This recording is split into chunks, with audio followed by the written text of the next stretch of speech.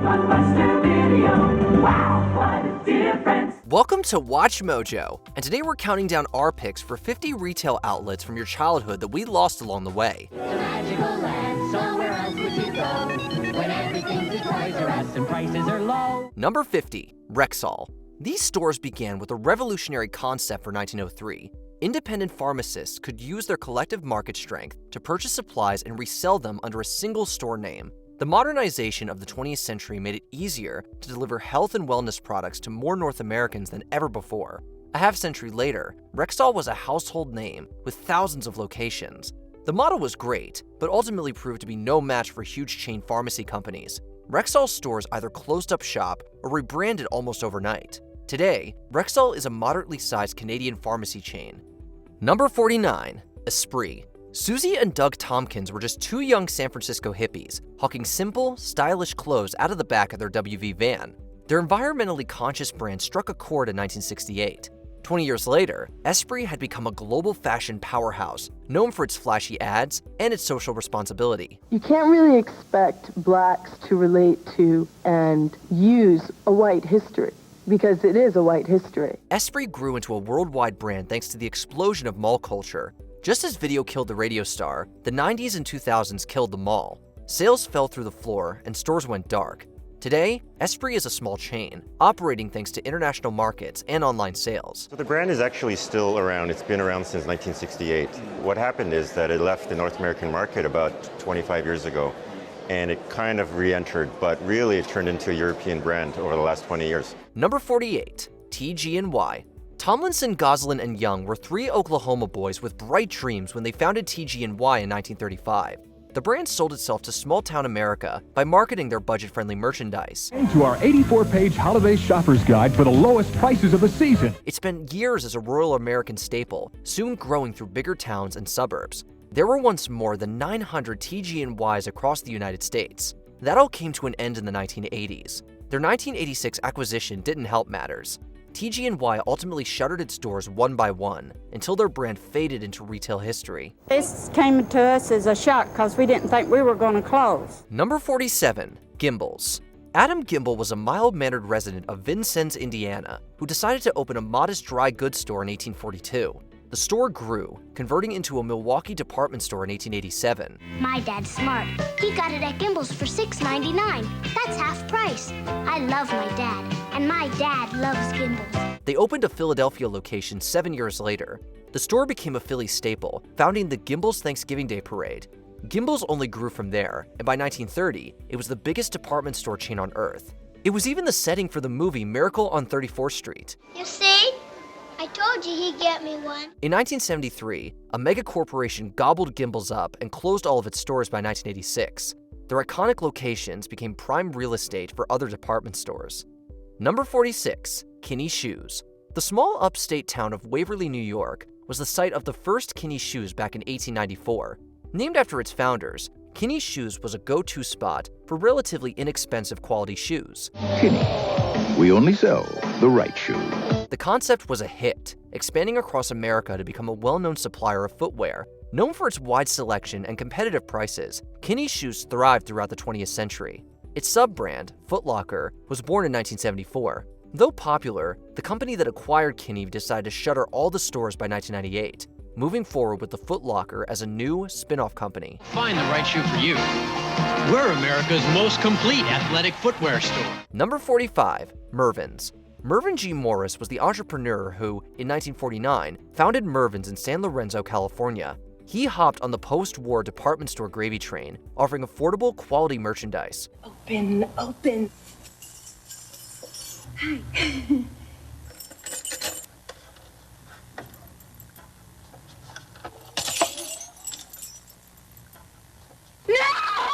By targeting middle-class families, Mervyn's expanded like wildfire across the American West. Unfortunately, big box retailers proved to be Mervyn's big bad wolf. Coupled with ownership changes and strategic missteps, the brand started to falter. Their lack of diversity meant it was ultimately impossible to compete with their competitors. In 2008, Mervyn's filed for bankruptcy and closed all its stores, marking the end of a once prominent retail chain. 149 stores are being liquidated. Yes, the retailer had been in decline, but its death was anything but certain. Number 44, Delia's. The year 1990 represented the apex of mall culture in America. A few years later, Stephen Kahn and Christopher Edgar saw a way around the mall, direct-to-consumer marketing. Delia's marketed to teenage girls with its quirky mail-order catalogs. The catalogs themselves grew into a cultural touchstone for a subset of American teens. Their eyes on the future, Delia's was also an early adopter of e-commerce, acquiring Girl.com in 1997. In this case, they were too early and got swallowed up in the dot-com burst of 2000. They limped on until 2014 as an acquired brand, at which time the company filed for bankruptcy. 4 years later, online fashion store Dolls Kill licensed Delia's as a new sub-brand. Number 43, the Disney Store. In 1987, Disney realized it was late to the mall culture game. Aimed at capitalizing on the beloved Disney brand, the Disney Store became a destination for exclusive products. The concept thrived, leading to a rapid expansion across the US and internationally, with over 700 stores worldwide. The rising popularity of Disney animated films provided a constant churn of new properties to exploit. Unfortunately, like many mall-based stores, online shopping killed their brick-and-mortar business.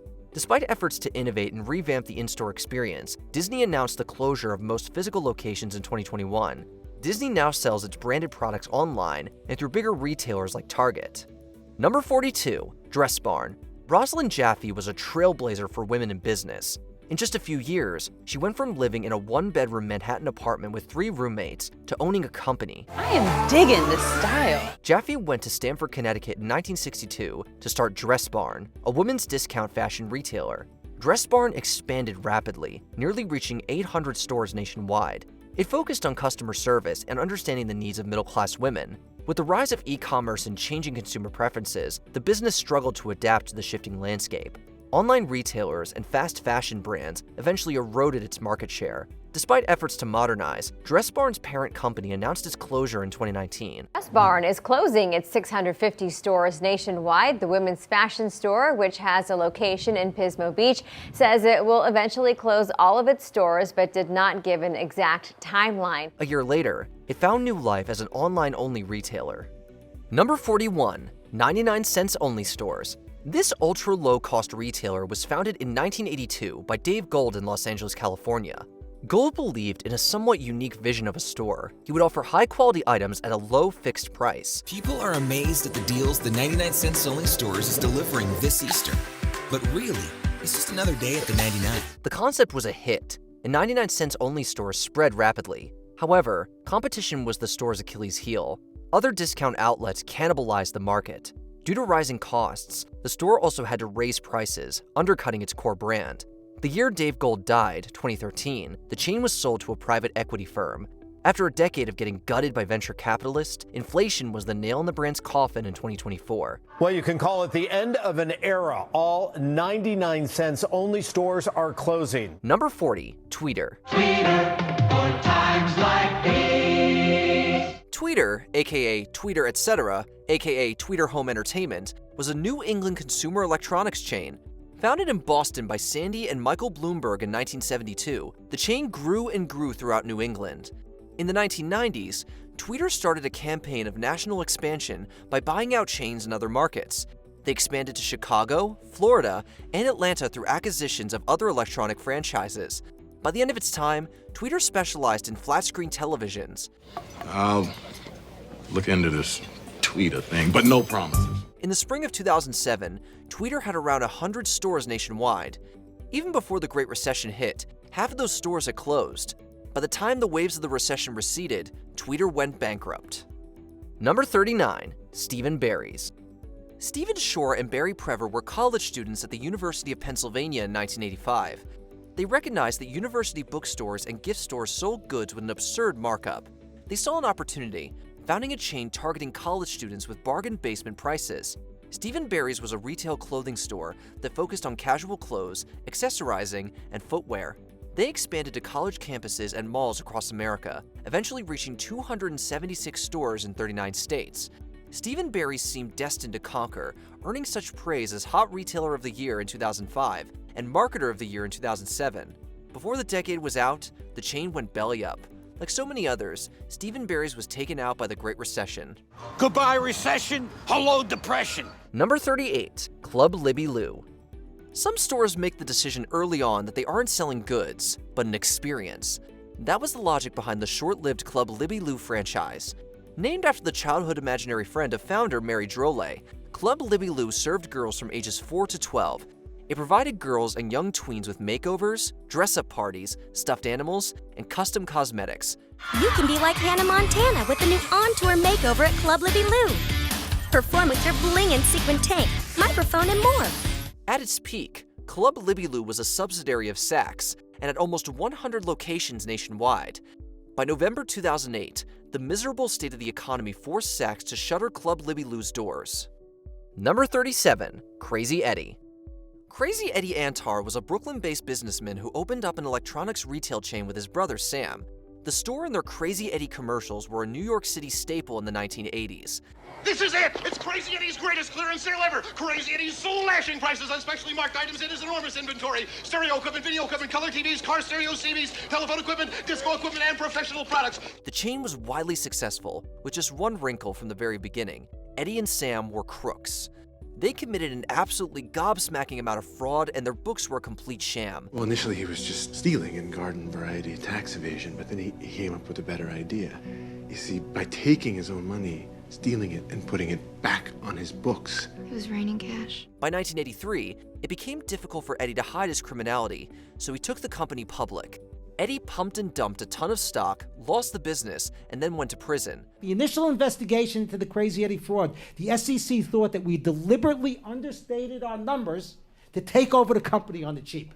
The chain closed in 1989, though in the late 90s and 2000s, the Antars attempted an online comeback. It died for good in 2012.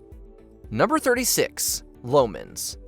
Loehmann's is a sad example of how even the American dream doesn't necessarily last forever. That is a great dress. Thank you very much. Where did you get that dress? Loehmann's. Guess how much? What? $75. No way. No lie. Yes, ma'am. Frida Loehmann was a young woman when her husband's haberdashery failed. She took a job as a clothes buyer in New York. Frida started to buy overstocked items from top designers and sold them at a bargain out of her home. Eventually, they opened the first Loehmann's in 1921. The store was incredibly successful and went public after her death. 37 years later, by 1999, Loehmann's had around 100 locations in 17 states. Over the next 15 years, the chain underwent a series of bankruptcies and acquisitions. By 2014, all brick-and-mortar locations were closed, and by 2018, its online store shut down. Loehmann's. Real designers, really discounted. Number 35, Walden Books. Walden Books? Well, that's a major chain, huh? Hey, Jerry, I'm going to Walden Books. Ah, get out! Get out! After leaving Simon & Schuster in 1933, sales manager Lawrence Hoyt opened a small rental library in Connecticut with his partner Melvin T. Kafka. They named their business the Walden Book Company after Henry David Thoreau's famous book. Walden. I read this in 7th grade. I would have called it On Boring Pond. Their goal was to help an eviscerated populace psychologically deal with the Great Depression. They had hundreds of locations by 1948. The post-World War II era killed the rental library business, so the company successfully pivoted to book sales. When America looks for the right Christmas gift, America finds it at Walden Books. Walden Books entered the great wheel of capitalism, acquiring smaller companies and getting bought and sold by larger ones. It was eventually spun off by Kmart and became a part of Borders. All Walden Books closed when Borders was killed by Amazon in 2011. Number 34, Gadzooks. In this golden age of online retail, it can be hard to remember that the shopping mall was once the center of American commerce. In the 1980s and 90s, malls were both shopping and cultural centers. Let's go to the mall today. There were retail brands that did not exist outside of a mall. If you were a teen at a mall in Texas during that time, there's a good chance you shopped at Gadzooks. The store initially focused on t-shirts before expanding into a full-blown mini department store for teens. By 1995, Gadzooks went public, and by 2000 there were over 300 stores and malls across America. To fight off competitors, Gadzooks dropped its menwear and catered exclusively to teen women. That pivot killed the brand completely 5 years later. Gadzooks. Number 33, Papyrus. Papyrus? Are you kidding me? There's no place for that in a professional office setting. Margaret Sherman opened the first Papyrus store as a retail branch of her fine paper company. With barely $1,000 and a dream, Sherman created a business that would grow into an empire of over 450 stores throughout the US and Canada. Papyrus sold greeting cards and luxury stationery throughout the country, expanding with a 2009 purchase of American Greeting Stores. Unfortunately, they misread the market and slowly but surely contracted to only 260 stores by 2020. In January, 2 months before the COVID lockdowns would send shockwaves throughout the economy, Papyrus stores were all shuttered and liquidated. Number 32. Virgin Megastore. Mega billionaire Richard Branson started his mogul career at the age of 16 with a self-published magazine, Student. In 1970, he pivoted to a mail-order record business and opened his first Virgin Records in 1972. The brand boomed quickly, and Branson opened his first megastore in London by 1979. Some days I'm afraid I'll go berserk. Throw the country A through K rack out on the street and go work in a Virgin Megastore and never come back. Virgin Megastore's expanded product selection included consumer electronics, books, and sometimes fashion. Branson ruled the British market, and Virgin Megastores opened around the world. Perhaps predicting a shift in retail, Branson sold or licensed the brand to a number of companies in the early 2000s. Today, Virgin Megastores only exist in the Middle East and North Africa. All other locations have closed down.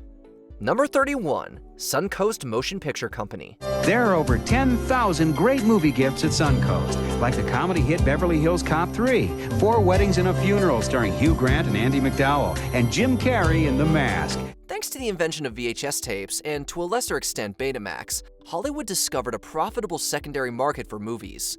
Tens of thousands of video rental stores and nationwide chains popped up all over the US and became a booming business. One of those retailers was the Suncoast Motion Picture Company. What do you do anyway? Thought you went to MIT. I work at Suncoast Video. Wow. Congratulations. A spin-off of Suncoast Records, Suncoast Motion Picture Company sold VHS tapes, collectibles, records, cassette tapes, and CDs. The retailer fell victim to chains of acquisitions and sales, eventually getting liquidated. As of May 2023, only 4 Suncoast Motion Picture Company franchises exist in the United States. Number 30. Filins. William Filin was an American businessman who founded an incredibly successful department store in Boston in 1881. Filins is so important to the city's identity, the original store was designated a city landmark. Its sister store, Filin's Basement, saw similar success. Also, nobody knows what Filin's Basement is. That's a shame. You definitely paid too much for that coat. In 1929, Filin's joined with other competitors to create the holding company, Federated Department Stores. In the back half of the 20th century, Filin's gained a foothold in New England and New York shopping malls. Filin's was sold off to May Department Stores in 1988. However, Federated acquired May in 2005 and folded Filin's into Macy's. I guess we could hit Filin's Basement, see if there's anything in the bargain bin. Never! You now only shop upstairs at Filin's, where they have fancy windows and you pay full price. Number 29. Discovery Channel Store. Large companies love to find ways to leverage their brand power and enter new markets. In the 1990s, a number of media corporations tried to synergize their media brand with a retail store business to sell branded content. Both Disney and Warner Brothers made the attempt but failed, thanks to large market forces. If those brands, each with a massive library of intellectual property, couldn't make it happen, it's no surprise that the Discovery Channel store was an abysmal failure. Why? Why? Discovery Channel! Discovery Channel, why? The company tried to create a retail market to sell Discovery Channel merchandise. Unfortunately, the small retail chain of less than 20 locations lasted less than a dozen years before going under. As of 2023, even Discovery's online store has closed. There's nothing like the gift of discovery. Number 28. Zany Brainy. David Schlesinger was an entrepreneur frustrated by a lack of brick-and-mortar stores for educational toys. He started the retail chain Zany Brainy in 1991 to bridge that gap. Zany Brainy's products specialized in developmental education through play. They sold puzzles, books, audio tapes and CDs, toy trains, and learning software. The individual stores also offered in-store workshops, concerts, and book signings.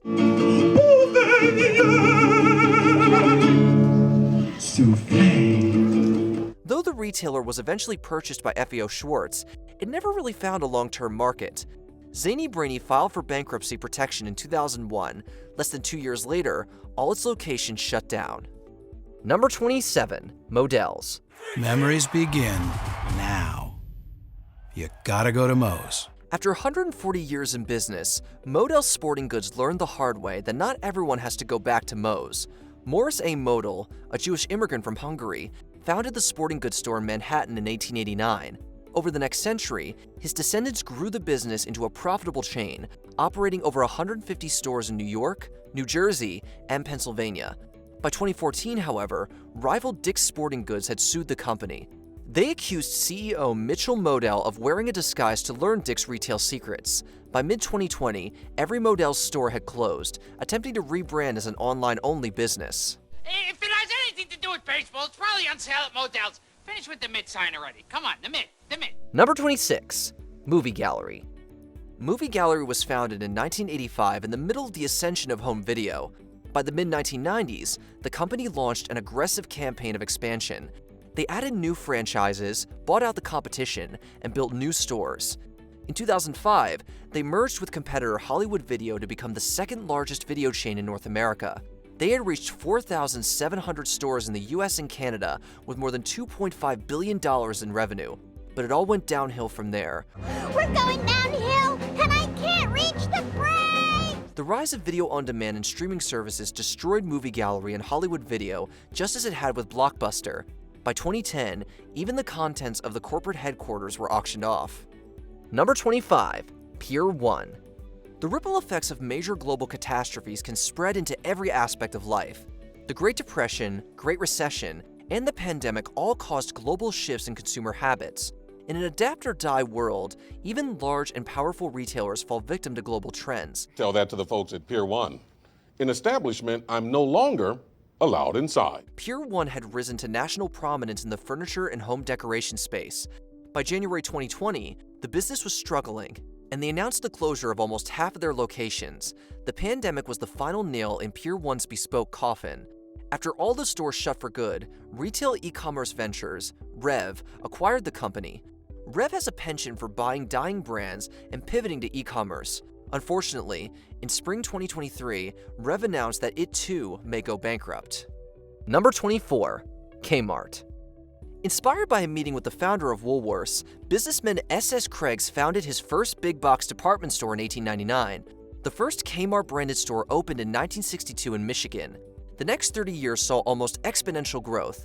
By 1990, it was the second largest retailer in America, behind only Sears, and unfortunately struggled throughout the 90s and early 2000s, collapsing and merging with Sears.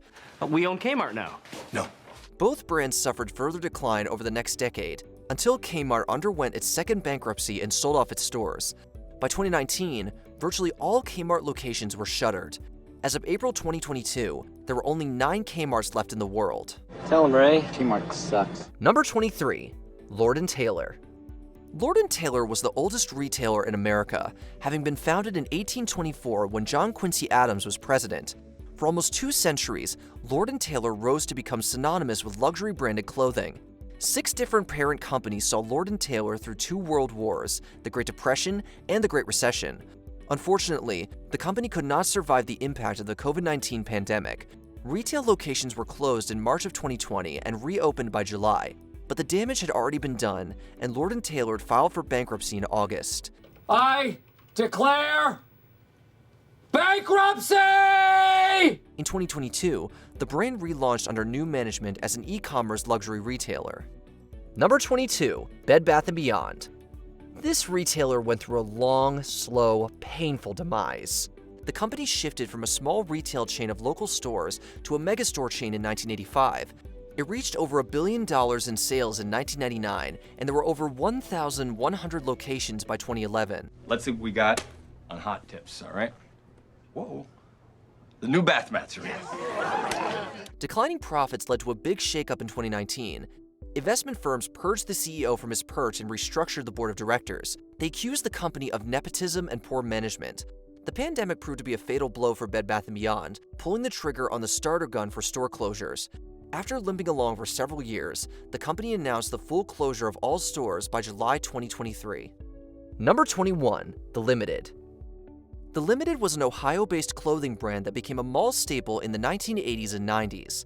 At the height of its economic might, the Limited acquired popular brands like Victoria's Secret, Bath & Body Works, and Abercrombie & Fitch. A sub-brand, the Limited 2, was spun off in 1987, catering to young and tween girls. Limited 2. Everything a girl could ever want for back to school. Both store chains did well with hundreds of stores around the country. The Limited 2 brand didn't even make it a decade, merging with Justice in 1996 and going defunct in 2009. Its parent company didn't fare much better. The bulk of the company was sold to a private equity firm in 2007. By 2017, all physical locations went out of business. Number 20. Sports Authority. Like many retail outlets, Sports Authority was a casualty of the mid-21st century. Founded in 1928 by Nathan Gart, a series of mergers and acquisitions allowed Gart Sports to become the place for sporting goods in the United States. But by 2010, the tired retailer found it difficult to compete with the likes of Walmart and Amazon and began falling behind in its financials. By 2016, the company chose to close down and liquefy its assets. The clock has run out for Sports Authority. The sporting goods retailer plans to begin going out of business sales as soon as this Friday and will close all 463 stores by the end of August. Its brand name and intellectual property ultimately ended up in the hands of its competitor, Dick's Sporting Goods. Sports Authority has gone bust, as you know, and when they went bust, they did something that's so common now with failing retailers. They sold off all their dossiers on people who ever shopped at Sports Authority. Number 19, Wet Seal. If the 2010s taught business anything, it's that the shape of retail shopping is changing. Super medicine. Super medicine. Founded as Lorne's in 1962, this fashion retailer was incorporated as Wet Seal in 1990. They also sold their clothing and accessories under the Arden B and Blink brands. By 2015, they were faced with heavy competition, forcing them to close several locations. Orange County retailer Wet Seal is drowning in debt, and now employees accuse the company of leaving them high and dry. Hundreds of Wet Seal stores were suddenly shut down today, leaving thousands of workers jobless. Store windows could be seen with protest signs from employees over communication from managers and compensation. Wet Seal closed all stores in January 2017, another victim of the so-called retail apocalypse. This is just another sign of tough times for retailers. The Limited, Sears, and Macy's have also announced closings this year. Number 18, Tower Records. Long before the days of Spotify and Apple Music, people had to go into a store and purchase their music. Tower Records came to San Francisco when the city was at the center of the music world. It was opened in 1968 by Russ Solomon, who wanted to expand his family's Sacramento music store. Enter Tower Records. In their heyday, they were one of the largest retailers of music around the world. Based in the U.S., they spread to over a dozen countries worldwide. The movie Empire Records was even inspired by Carol Hakinen's time as an employee there. What you doing, man? I'm exercising my veto, man. It's only 9 o'clock. I mean, you sure you want to do that? Mark, listening to this crap is guaranteed to make you sterile. Okay, maybe I want to be sterile. Yet, with all that success, bad business decisions and the launch of the digital music era killed off this giant in 2006. A changing music business, the advent of being able to get music through your computer on sites like Napster and iTunes, doomed the record store along with Tower's overly aggressive expansion. The brand did resurface as a website in 2020 and continues to sell music and merchandise online. Number 17, CompUSA. When you hear the term big box store, you may think of IKEA, Walmart, or even Costco.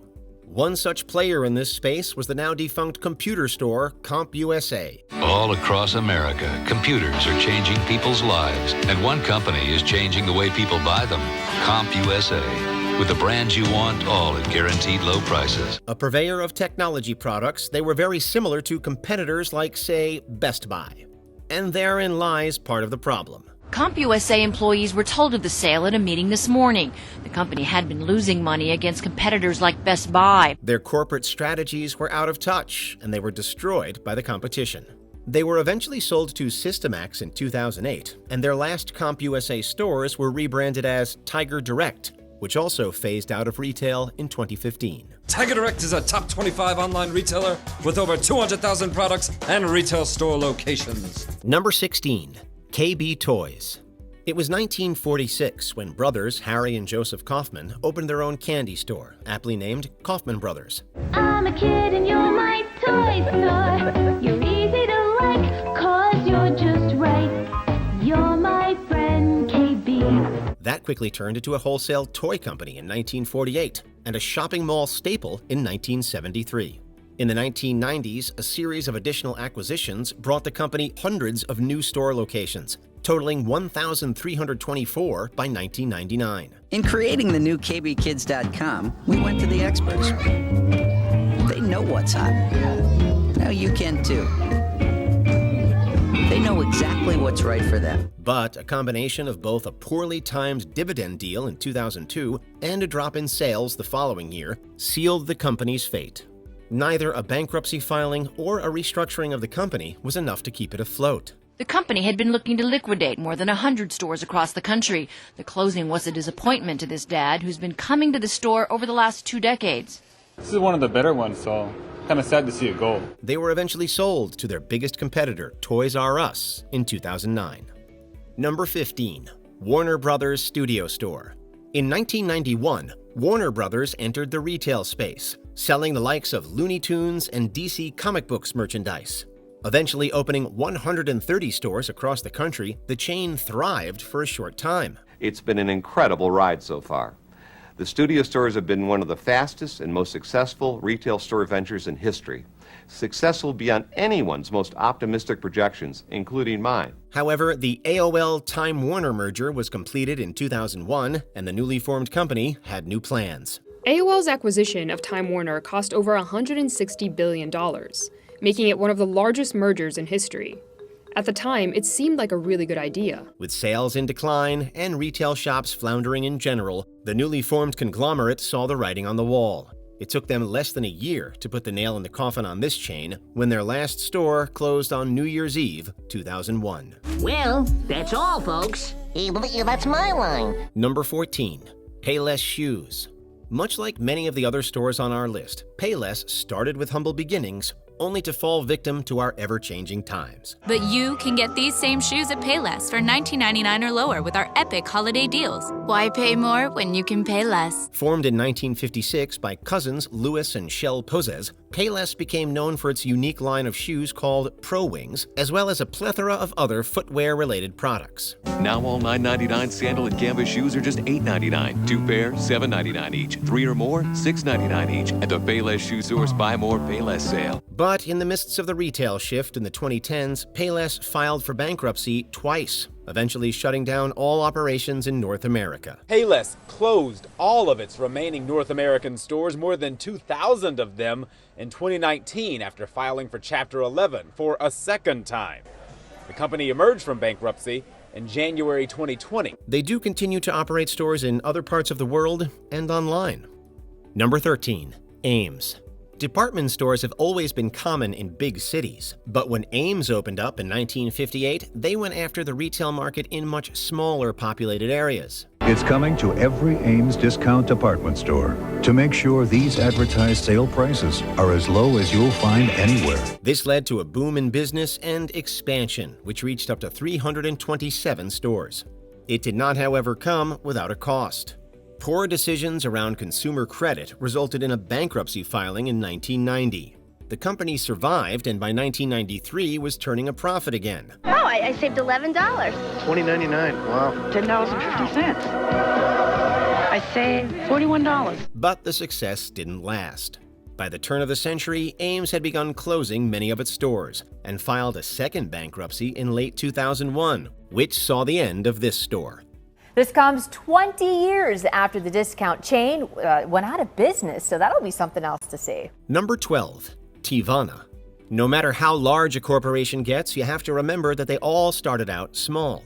Such was the case for Andrew T. Mack and his wife, who formed Tivana in 1997 with a little tea house in a mall. The brand became so successful that it only took 15 years for Starbucks to take notice and acquire them to the tune of $620 million. This is the first tea bar that Starbucks, a coffee company, is opening. What should we read from this move for Starbucks? Well, people don't realize we've been in the tea business for the last 40 years. The name persisted for 5 more years before Starbucks pulled the plug on all 379 Teavana shops. Starbucks is shutting down hundreds of its Teavana branded stores. That includes all 4 Colorado locations. Their entry into the tea market has since dropped considerably, as Starbucks now only sells a very limited number of Teavana products. Introducing Teavana Passion Tango Pineapple Sparkling Tea Juice, made only at Starbucks. Number 11. Sharper Image. Similar to Sky Mall and Hammacher Schlemmer, Sharper Image was a catalog business that thrived on high-tech gadgets and niche products. Every month, 3 million people receive this catalog in the mail, and thousands more shop in 48 retail stores around the country. Today, it's unusual to meet someone who hasn't heard of us. Distinguishing itself from the other catalog companies, they expanded into retail, opening 187 stores throughout malls and airports across the United States. I have to get this. I have to get this. We're here for Jess and Marie. I know. We'll find them something. There's great stuff here. Oddly enough, it was an air purifier product that ultimately helped kill the company. After Consumer Reports gave fail ratings to their Ionic Breeze products, Sharper Image sued. The Ionic Breeze Silent Air Purifier with Ozone Guard that can actually convert smog and ozone into oxygen, cleaning and circulating your air with no fans, no filters, silently. However, they were themselves sued by customers for misrepresentation of their product. As the blame went back and forth, upper management changed and consumer interest tapered off. The company went bankrupt in 2008. Number 10. Circuit City. Welcome to Circuit City, where service is state-of-the-art. Founded in 1949 under the name Ward's Company, Circuit City was one of the most popular consumer electronics stores in the United States. During their peak, the chain boasted more than 550 stores across the country, offering plenty of electronic goods and services. They even had a chance to buy out the fledgling Best Buy operation in 1988, but declined when Circuit City's CEO thought they could just put them out of business. Well, that didn't work out in the long run. When 2007 rolled around, wages were being cut, locations were being closed, and management turnover was high. Electronic retailer Circuit City has announced it's unplugging more than 150 stores. In Maryland alone, 3 locations are going out of business. By 2009, the company pulled the plug, and the days of Circuit City were over. Number 9. A&P. The Great Atlantic and Pacific Tea Company existed from 1859 to 2015. Known to most customers simply as A&P, there was a time when they were a huge player in the grocery business. We built a brand new feeling at A&P. From a few retail shops selling tea and coffee in New York, the company blossomed after being acquired by George Huntington Hartford. From there, over much time, it became a full-on grocery store, which would eventually have roughly 16,000 locations. A&P pledges guaranteed value. We guarantee the quality of all our meat and deli products. Produce too, double your money back. We also guarantee the lowest advertised prices. However, by the 1970s, the stores had become conceptually stale and plagued by bad customer service. The chain did manage to have a bit of a comeback in the early aughts, but was short-lived, and it finally went under in 2015. Many customers have shopped here for years, and they feel emotional. Everybody angry. Everybody's angry? Yeah, very bad. We got no store over here, no place. Number 8. F.W. Woolworth Company. It's May Value Days at Woolworth, with savings for everyone. Did you know that Woolworths may have been the original inspiration for the dollar store? Founded by Frank Winfield Woolworth in 1879, it opened as Woolworth's Great 5-Cent Store, which sold everything for a nickel or two. Although that operation didn't last, the subsequent store became successful. I'm the new chairman of Woolworth, and I believe in 1981 we're going to offer you better value than we've ever done before. Frank brought in his brother, Charles Sumner Woolworth, and the two began a journey that would see their ideas about retail continue to be used today. Woolworths was highly successful until the 1980s, when stiff competition forced them to shift their priorities to their sporting goods division. Competition is the name of the game at Foot Locker, with the biggest selection of big names ever assembled. So whether your game is serious or social, we'll find the right shoe for you. In 2001, they became known as Foot Locker and are still selling sporting goods today. a few dozen Woolworth stores do still continue to exist in Mexico under different ownership. Number 7. Sam Goody. Goody, goody, Sam Goody got it. Goody, goody, Sam Goody got it. Sam Goody got it. Much like many other music retailers, Sam Goody became the victim of the digital revolution in music. Founded in 1951 as a small music shop in New York City, it eventually merged with Musicland, which helped expand the brand. At its peak, the Sam Goody branded stores expanded to 800 locations and brought in several $1 billion worth of revenue. It had become almost synonymous with music retail, which held it above water for a long time. But after struggling through a handful of acquisitions and changes to its business model, the stores began to close. By 2012, most of the stores were gone or simply rebranded as FYE. Number 6. Borders. Hi, I'm Jason Schwartzman. I'm Wes Anderson. We are at the flagship Borders in Ann Arbor, Michigan. Ever since Gutenberg revolutionized printing so long ago, books have been in demand. This human desire to learn or enjoy stories is what eventually spawned the likes of giant bookstore chains like Borders. Operating for nearly 40 years, this bookstore saw its peak with over 500 US-based stores, and even more via other brands and franchising. By the time 2007 rolled along, however, the company had begun to struggle to remain in business. Well, I hope this store can stay, because I frequent this store and I want to support it. Several attempts were made to keep it going, but by September of 2011, the chain had come to an end, with its stores closing and rival chain Barnes & Noble buying its trademark. Getting the news today, it's upsetting. We tried. We gave it our best. Number 5. Fry's Electronics. Remember, your best buys are always at Fry's. Guaranteed. The sale of Fry's Supermarkets chain eventually spawned a completely new type of electronics store back in 1985. The intent was to make shopping for electronics a similar experience to going for groceries. Whether it was circuit boards, software, or any other kind of electronic device, Fry's was the place to get it. Fry's was famous for its unusual exteriors and motifs, like the Mayan-themed store here in San Jose. It was actually one of the few places you could buy raw computer parts off the shelf to assemble your PC on your own. The stores ballooned in popularity, and even the aforementioned Circuit City didn't offer the same kinds of fare. It's a shame to see it go away. I mean, I grew up with, going to the store a lot to, buy everything from my TVs to video games, and, unfortunately I'm gonna have to find somewhere else to buy all that stuff now. But after decades of sometimes controversial business practices and squeezed by the COVID pandemic in 2020 and long-standing market pressures, all their stores ceased operations in February 2021.